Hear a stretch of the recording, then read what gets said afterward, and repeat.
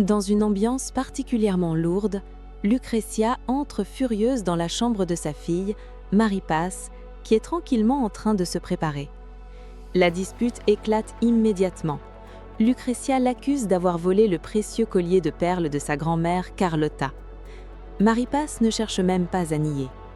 Avec beaucoup d'insolence, elle explique qu'elle avait besoin de cet argent pour payer son avocat et que son plan a fonctionné, puisqu'Ivan va l'épouser. Pour Lucrezia, c'est un choc, car ce bijou avait une immense valeur sentimentale. Mais Maripace s'en moque et rétorque qu'Ivan est riche et qu'il effacera toutes leurs dettes. Hors d'elle, face à tant d'arrogance, Lucrezia lui donne une violente gifle et exige de savoir à qui elle a vendu le collier.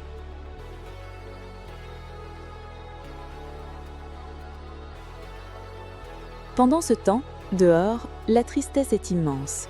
Ivan est assis sur les marches de la maison avec son petit garçon, Alex, qui pleure à chaudes larmes. Il essaie de le rassurer avec beaucoup de tendresse.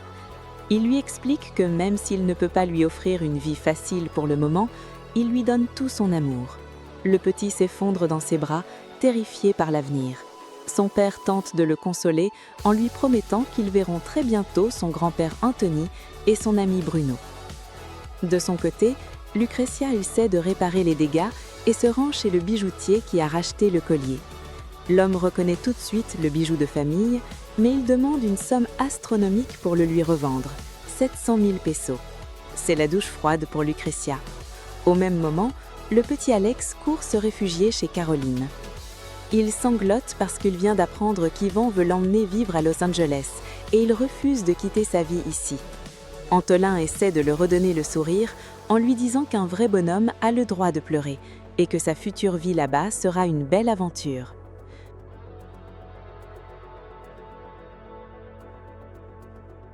De retour à la maison, Maripace est furieuse d'apprendre que le bijoutier demande autant d'argent alors qu'il lui en a donné beaucoup moins.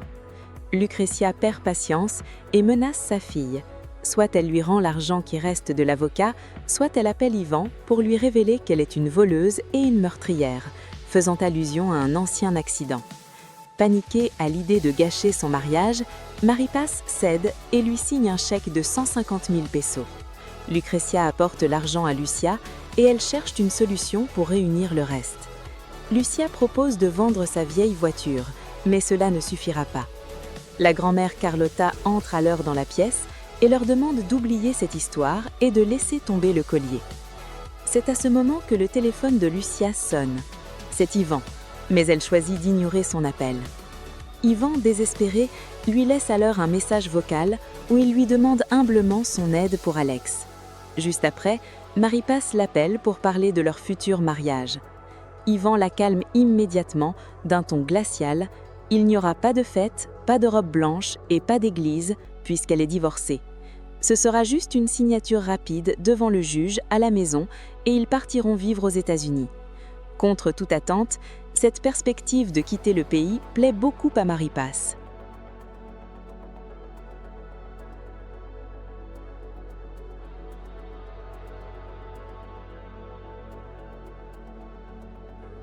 La nuit tombe et une toute autre tragédie se prépare dans l'ombre. Antolin cherche Saúl Mondragon pour se venger. Il se rend dans un club de billard et apprend que Saúl traîne avec un criminel surnommé El Gordo, un homme louche qui propose des plans dangereux pour se faire de l'argent facile. Pendant ce temps, Arcelia, la mère d'Antolin, se rend chez Caroline avec Camilo. En larmes, elle explique que Saúl a mis sa fille Carmen enceinte avant de l'abandonner lâchement. Antolin est au courant et veut lui faire payer. Arcelia est terrifiée à l'idée que son fils commette un meurtre et finisse ses jours en prison.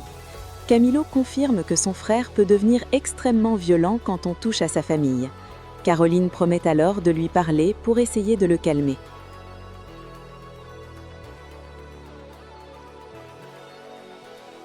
Malheureusement, il est déjà trop tard.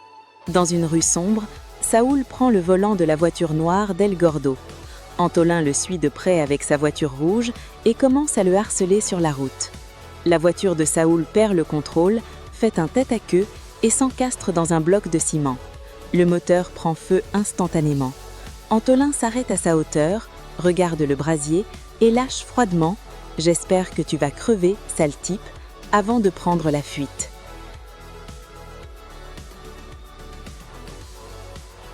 À l'hôpital, l'ambiance est tendue. Saoul est admis aux urgences dans un état grave. Le médecin parvient enfin à joindre sa famille. Son frère David arrive rapidement et reçoit le bilan médical. Saoul a de graves brûlures, des côtes cassées, une jambe fracturée et risque de rester boiteux. Pour aggraver les choses, il conduisait en état d'ébriété. Chez les Mondragons, c'est la panique générale. Au-delà de l'état de Saoul, la famille craint surtout le scandale, car le père est en pleine campagne électorale. Elle se demande comment gérer le ranch et l'avenir de la famille sans que tout s'effondre. Le lendemain matin, Camilo appelle Antolin. Ce dernier prétend avoir dormi tôt la veille, mais son ton est suspect. Quand Camilo lui demande s'il a fait du mal à Saoul, Antolin répond simplement avec un sourire en coin « Et si je te disais que la justice divine existe ?» Lucia, seule dans sa chambre, elle se décide enfin à écouter le message vocal disant. Sa voix fatiguée et pleine de détresse résonne dans la pièce, la suppliant de l'aider pour leur fils Alex. Lucia est bouleversée, consciente qu'elle va devoir faire des choix très difficiles pour l'avenir.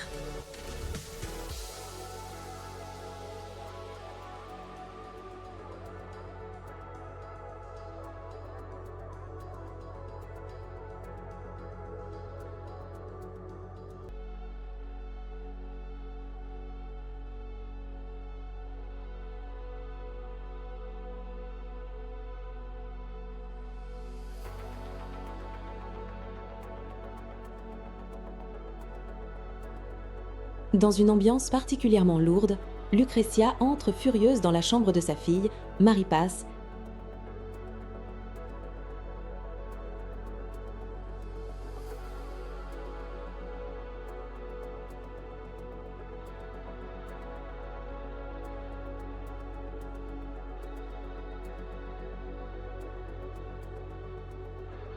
dans une ambiance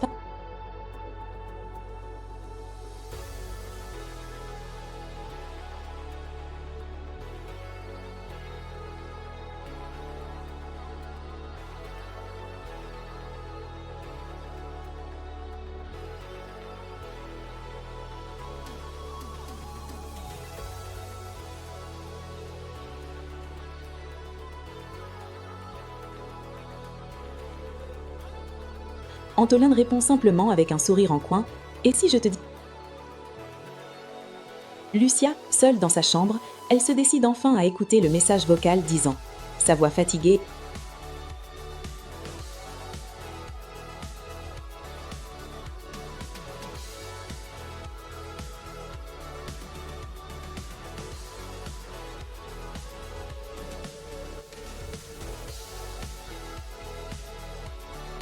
qu'elle avait besoin de cet argent pour payer son avocat.